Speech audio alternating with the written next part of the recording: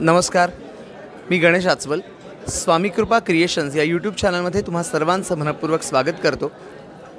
आज इथे नुकताच आईच्या गावात मराठीत बोल या चित्रपटाचा ट्रेलर लॉन्च आणि म्युझिक लॉन्च सोहळा मोठ्या दिमाखात पार पडलेला आहे. चित्रपटाचा दिग्दर्शन अर्थातच आपल्या सर्वांचा लाडका अभिनेता 3 इडियट्स प्रसिद्ध चतुर अर्थात ओमी वैद्य आहे.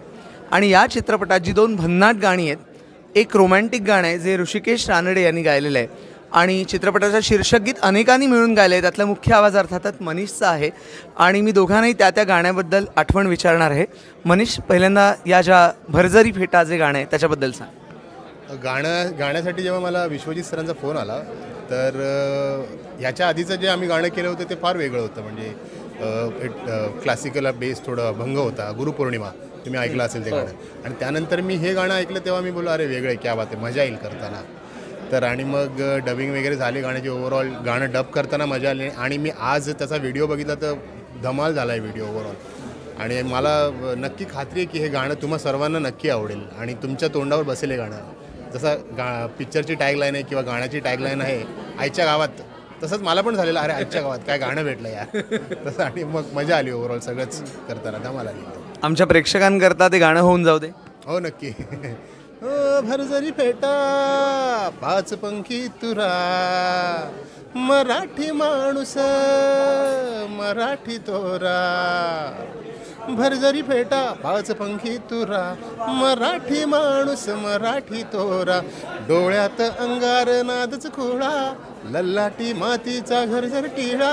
डौलात चाल जरा माझात बोल, सोड हाय हॅलो आता राम राम बोल. आईच्या गावात मराठीत बोल बोल, आईच्या गावात मराठीत बोल, हे आईच्या गावात मराठीत बोल. थँक्यू. क्या बात आहे. आता ऋषिकेशकडे मी येणार आहे.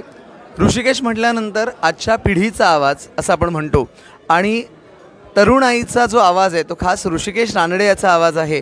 मुंबई पुणे मुंबईपासून अविनाश विश्वजित यांच्यासोबत तू आहेस, त्यांच्यासोबत अनेक गाणी केलेली आहेस. आणि आता ज्या वेळेला या चित्रपटासाठी तुला विचारण्यात आलं आणि जे रोमॅन्टिक गाणं आता आम्ही बघितलं तर त्या गाण्याची आठवण आणि अर्थातच आमच्या प्रेक्षकांसाठी त्या गाण्याच्या 2 ओळीसुद्धा. मी अविनाश विश्वजितचा कधीही फोन आला की आपल्याला नवीन गाणं करायचं आहे की कायम आनंद होतो. कारण ही खात्री असते की आपल्याला काहीतरी अप्रतिम गायला मिळणार आहे, चांगलं काम होणार आहे. आणि मी कायम सांगत असतो की त्यांचं कॉम्पोजिशन चांगलं असतं, त्याबरोबर साऊंड खूप चांगला होणं याबद्दलसुद्धा ते खूप आग्रही असतात.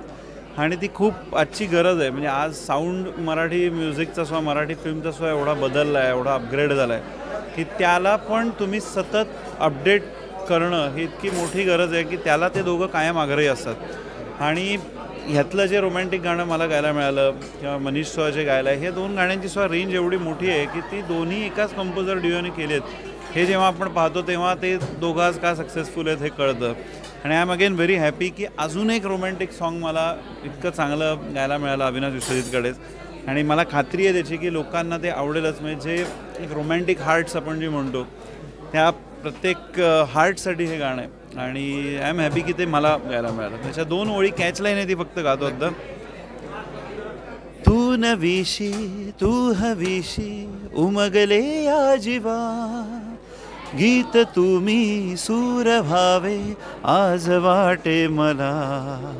तू नवीशी तू हवीशी उमगले या जीवा, गीत तुम्ही सूर व्हावे आज वाटे मला.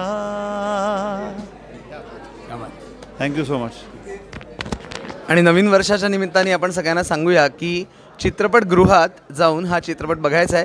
पोस्टरवर मुद्दामून चित्रपट गुहेत लिहिलेलं आहे कारण आईच्या गावात मराठीत बोलमध्ये अशा अनेक गमती जमती तुम्हाला बघायला मिळणार आहेत. नक्की बघा आईच्या गावात मराठीत बोल. थँक्स.